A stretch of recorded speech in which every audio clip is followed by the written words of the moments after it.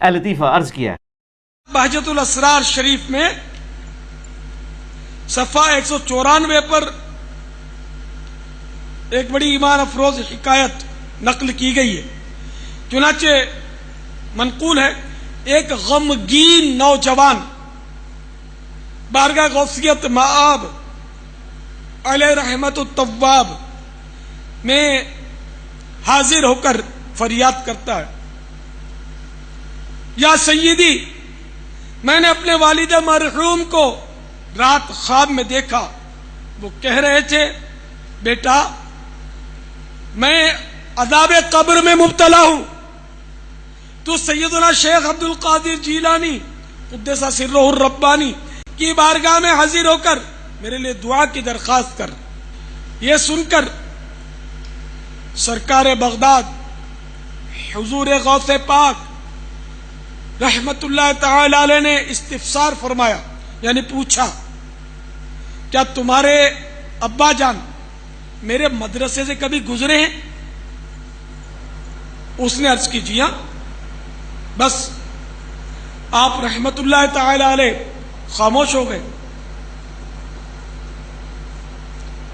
وہ نوجوان رخصت ہو گیا۔ دوسرے روز خوش حاضر خدمت ہوا اور عرض کی یا مرشدی، آج رات والد مرحوم سبز حلہ یعنی سبز لباس زیب تن کیے خواب میں تشریف لائے۔ وہ بے حد خوش تھے، کہہ رہے تھے بیٹا سیدنا شیخ عبد القادر جیلانی قدس سرہ الربانی کی برکت سے مجھ سے عذاب دور کر دیا گیا ہے، اور یہ سبز حلہ یعنی سبز لباس کا جوڑا بھی مجھے دیا گیا ہے۔ اے میرے پیارے پیارے بیٹے، تو ان کی خدمت میں رہا کر۔ یہ سن کر آپ رحمت اللہ تعالی علیہ نے ارشاد فرمایا، میرے پروردگار جل جلالہ نے مجھ سے وعدہ فرمایا ہے، مجھ سے وعدہ فرمایا ہے، مجھ سے وعدہ فرمایا ہے کہ جو مسلمان تیرے مدرسے سے گزرے گا اس کے عذاب میں تخفیف یعنی کمی کی جائے گی۔ یعنی یہ بات اور غلام قادیانی کے دعوے میں کیا فرق ہے؟ تو سرکار غوث پاک رحمت اللہ تعالی علیہ نے سر مبارک ذرا سا جھکا لیا تو آپ رحمت اللہ تعالی علیہ پر جلال و وقار کے آثار ظاہر ہوئے، اور کچھ دیر کے بعد فرمایا مجھے ابھی بھی فرشتوں نے بتایا، مجھے ابھی بھی فرشتوں نے بتایا، مجھے ابھی بھی فرشتوں نے بتایا۔ دیکھ لو، اس نے آپ کی زیارت کی ہے اور آپ سے اسے عقیدت بھی تھی، لہذا اللہ رب العزت نے اس پر رحم فرمایا۔ کیا عقیدہ ختم نبوت اسلام کا بنیادی عقیدہ ہے، اور اس کا انکاری کیا دائرہ اسلام سے خارج ہو جائے گا؟ میرے بھائیو، یہ ختم نبوت کا جو عقیدہ ہے نا جی، یہ انڈیا پاکستان بنگلہ دیش میں ایک بڑا سینسٹیو ٹاپک ہے، کیونکہ ہم اس عقیدے کے خلاف جو سازشیں ہوئیں سب کانٹیننٹ میں اس سے سفر کر رہے ہیں، اور جتنا سفر سب کانٹیننٹ کے لوگوں نے اس حوالے سے کیا ہے وہ باقی علاقے کے لوگوں نے نہیں کیا، لہٰذا ختم نبوت ایک کریٹیکل ایشو یہاں پر بن چکا ہے۔ میرا اس میں جو موقف ہے وہ بڑا جو ہے وہ سخت ہے اس حوالے سے کہ میں اس ختم نبوت کو کسی ایک خاص مکتبہ فکر کے ساتھ نہیں جوڑتا۔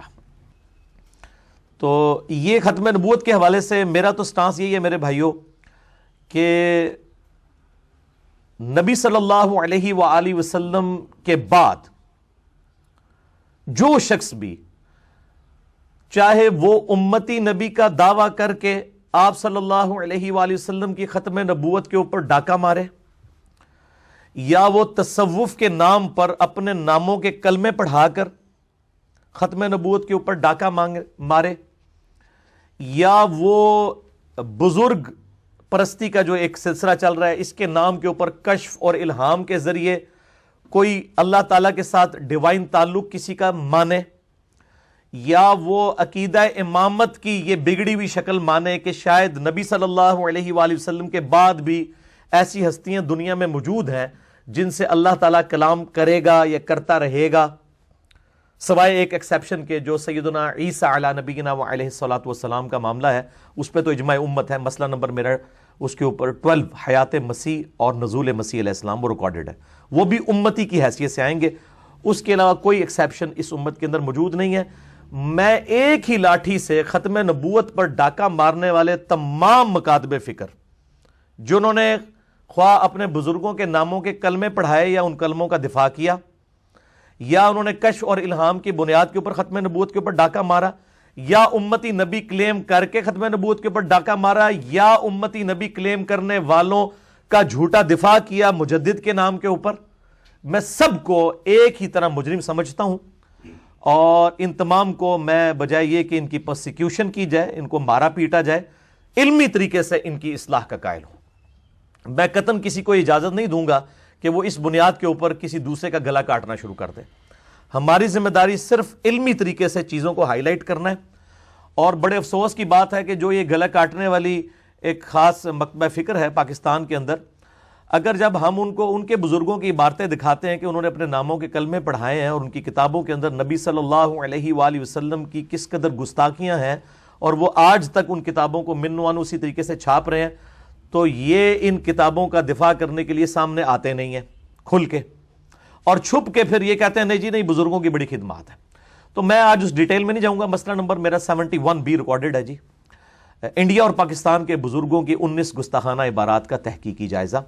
اسی طریقے سے کشف اور الہام کے اوپر میرا مسئلہ نمبر 6 بھی ہے، جس میں میں نے ثابت کیا ہے کہ نبی صلی اللہ علیہ وآلہ وسلم کی وفات کے بعد اب قیامت تک اللہ تعالیٰ کسی بھی بندے کے ساتھ نہ کشف کے ذریعے، نہ الہام کے ذریعے، نہ کو وحی خفی کے ذریعے، نہ وحی جلی کے ذریعے کوئی بھی ریلیشن شپ نہیں ہے، سوائے ایک ایکسیپشن کے جو بخاری اور مسلم کی متفقن علیہ حدیث ہے کہ میری وفات کے بعد نبوت کی خبریں بین ہو چکی ہیں، ختم نبوت کی وجہ سے ختم ہو چکی ہیں، سوائے ایک چیز کے، اور وہ ہے خواب، مبشرات۔ اور پوچھا گیا مبشرات کیا ہیں، تو فرمایا گیا کہ خواب، مبشرات یعنی خوشخبری دینے والے خواب۔ اور میں اکثر یہ دعویٰ کرتا ہوں کہ قادیانیوں کو صرف دعوت اس پلیٹ فارم سے دی جا سکتی ہے، کیونکہ باقی جتنے پلیٹ فارم قادیانیوں کو دعوت پیش کر رہے ہیں ان کے اپنے بزرگ بابوں نے وہ گل کھلائے ہوئے ہیں کہ وہ قادیانیوں کو منہ دکھانے کے قابل نہیں ہے، اور یہ پریکٹیکلی چیک کر سکتے ہیں۔ مجھے اسلام آباد سے ایک بھائی نے ایک دفعہ فون کیا،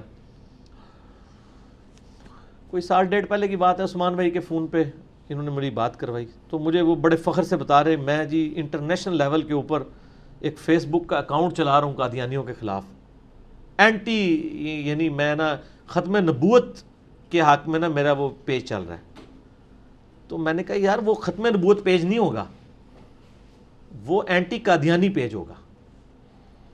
کہتا ہے جی یہ کیسے؟ میں نے کہا ختم نبوت پہ تو کوئی بات کر ہی نہیں سکتا میرے سوا۔ پوائنٹ میرا نوٹ کرنا ہے جی جی اچھا۔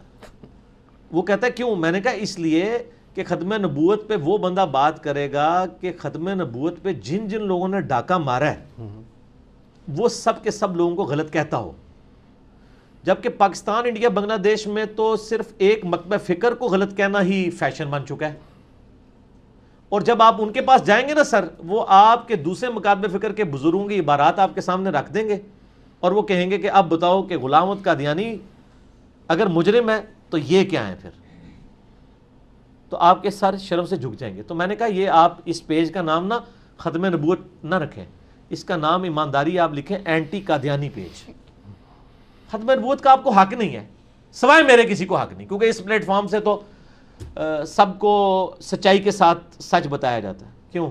کیونکہ نہ میں وہابی، نہ میں بابی، میں ہوں مسلم، علمی کتابی۔ تو وہ پھر مسکرانے لگ پڑا، پھر مجھے کہنے لگا ہاں جی میں بھی علی بھائی ربوے گیا تھا قادیانیوں سے ڈیبیٹ کرنے، تو انہوں نے وہ ساری وہ بزرگوں کی باتیں رکھ دیں جو آپ بھی 71B میں بتائی ہیں، انڈیا اور پاکستان کے بزرگوں کی گستاخانہ عبارات کا تحقیقی جائزہ۔ کہتا ہے میرا تو سر شرم سے جھک گیا۔ تو یہاں پہ بھی ایک بھائی آئے تھے جو قادیانی سے ریورٹ ہوئے ہیں،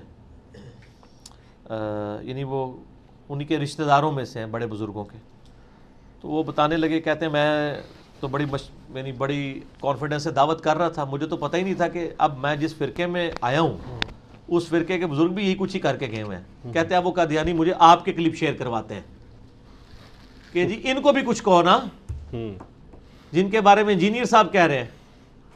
تو کہتے ہیں میں تو پریشان ہو گیا ہوں کہ اب میں کیا ہو جاؤں. میں نے کہا آپ مسلم ہو جائیں, بس آپ نکل جائیں دیوبند بریلوی اہل حدیث شیعہ کے اس سے نکل کے مسلمان ہو جائیں. جب آپ مسلکوں سے نکلیں گے پھر آپ کو کسی کی بری بات جب پہنچے گی نا تو آپ کو ٹینشن کوئی نہیں ہوگی. آپ کہیں گے میں کون سا اون کرتا ہوں, میرا کیا لینا دینا ہے. اچھا جی, شیخ زکریا کاندھلوی نے کتاب لکھی ہے فضائل حج. حاجیوں کو تبلیغی جماعت والے بیچارے میرے بولے بھائی, تبلیغی جماعت میری جماعت ہے. کافی سارے لوگوں کو اب بات سمجھ آ گئی ہے الحمدللہ. ہم محبت کرتے ہیں ان کے جذبے کی, لیکن یہ کچھ آپ کی کتابوں میں میرے بھائی لکھا ہوا ہے. فضائل حج میں لکھا ہوا ہے سر, اتنا مزیدار واقعہ ہے یہ, ابھی تک ویسے میں نے نا کسی ویڈیو میں بیان نہیں کیا, آج آپ سنیں اور مزہ لیں. وہ لکھتے ہیں کہ جی محدث عبد الرزاق مسجد نبوی میں بیٹھ کے درس حدیث دے رہے تھے. آپ پتہ محدث عبد الرزاق کون ہے؟ امام بخاری اور امام مسلم کے استاد ہیں جی. بخاری مسلم نے ان سے حدیثیں لی ہوئی ہیں محدث عبد الرزاق سے. یہ وہی ہیں جن کی مصنف عبد الرزاق ہے. دو ہیں نا کٹھی لکھی گئی, مصنف ابن ابی شیبہ اور مصنف عبد الرزاق. سر اے ہو جے اے عبد الرزاق تھوڑا کرکٹر نہیں ہے پاویں سمجھو. محدث عبد الرزاق بیٹھے ہوئے 3 صدی ہجری کے اندر بڑے اماموں میں سے وہ حدیثیں بیان کر رہے ہیں. تو وہ کہتے ہیں ایک بزرگ کا بیان ہے کہ ان کو حضرت خضر علیہ السلام کی ملاقات ہوئی. حضرت خضر علیہ السلام کے اوپر میرا کلپ دیکھ لیں, اللہ فضل تب یہ صاف ہو جائے گی. تو کہتے ہیں وہ بزرگ کہتے ہیں کہ مجھے ایک دن خضر کی ملاقات ہوئی مسجد نبوی میں. تو میں نے کہا کہ خضر یہ بتائیے آج تک آپ کو کوئی ایسا شخص ملا ہے جو مرتبے میں آپ سے بھی بڑا ہو؟ ہائے ہائے ہائے. ان کا ہاں جی ایک بندہ ملا ہے. ان کا جی کیسے؟ وہ کہتے ہیں جی ایک دن میں مسجد نبوی میں تھا. اچھا, حضور کی پوری زندگی میں حضرت خضر کو توفیق نہیں ہوئی ہے مسجد نبوی میں جانے کی, جو ان کے خضر ہیں جھوٹے. حضور کی وفات کے بعد وہاں حالانکہ قرآن میں تو سورہ آل عمران میں حکم تھا کہ اے پیغمبروں جب میرا پیغمبر آ جائے تو تم نے اس کی مدد بھی کرنی ہے. نہ غزوہ بدر لڑی, نہ احد لڑی, نہ خندق لڑی. حضور دی وفات تو بعد مسجد نبوی بیٹھے نے. اچھا جی, کہانی ہے نا, خضر تو وہ ہے ہی نہیں ہے, میں نے بتایا, وہ آپ لیکچر میں دیکھ لیں. کہتے ہیں جی وہ حضرت خضر کہتے ہیں کہ ایک شخص بیٹھا ہوا تھا, محدث عبد الرزاق حدیثیں بیان کر رہے تھے اور پاس ہی ایک نوجوان جو ہے نا وہ اپنا سر اپنے گریبان میں ڈالے بیٹھا ہوا تھا. تو ظاہر ہے یہ صوفی ہوتے ہیں نا جو یہ کام کرتے ہیں, قرآن حدیث کا درس ہی سن نہیں سکتے کیونکہ ان کے خلاف ہے, علم و بس کرنی ہو یار. تو کہتے ہیں حضرت خضر کہتے ہیں میں بڑا حیران ہوا کہ محدث عبد الرزاق یہاں پہ درس دے رہے ہیں, اتنے بڑے محدث, اور یہ بندہ علیحدہ بیٹھا ہوا ہے. تو کہتے ہیں میں اس کے پاس چلا گیا, تو وہ یوں ہی بیٹھا تھا. تو میں نے اس سے پوچھا کہ تو عبد الرزاق سے حدیثیں کیوں نہیں سنتا, اس زمانے میں تو اس کے پائے کا محدث کوئی نہیں ہے. تو وہ آگے سے کہتا ہے کہ لوگ عبد الرزاق سے حدیثیں سنتے ہیں اور میں ڈائریکٹ رزاق سے سنتا ہوں. استغفر اللہ لعنت اللہ علی الکاذبین. سر یہ دعویٰ رسول اللہ کے بعد اگر کوئی کرے تو یا تو اس کا ذہنی توازن بگڑا ہوگا یا غلام احمد قادیانی کا بھائی ہوگا. صحیح بات. تبھی قلم اٹھا سکتے ہیں نا آپ کہ ذہنی توازن بگڑا ہو. صحیح بخاری میں تعلیقاً مولا علی کا قول ہے اور سنن ابن ماجہ میں مرفوع پوری مولا علی نے ہی نبی علیہ السلام سے روایت کیا کہ 3 لوگوں سے اللہ نے قلم اٹھا لیا ہے. نمبر 1 سویا ہوا شخص, نمبر 2 بالغ نابالغ, اور نمبر 3 مجنون مجذوب پاگل جو مرضی کہہ دو, شطحیات والا. اچھا, وہ کہتے ہیں کہ جی وہ حضرت خضر پریشان ہو گئے کہ بھی یہ کیڑا جڑا کہتے ہیں ڈائریکٹ اللہ کو سننا. تو حضرت خضر کہتے ہیں میں نے پوچھا کہ اچھا تجھے اگر اتنا ہی مان ہے تو بتا میں کون ہوں.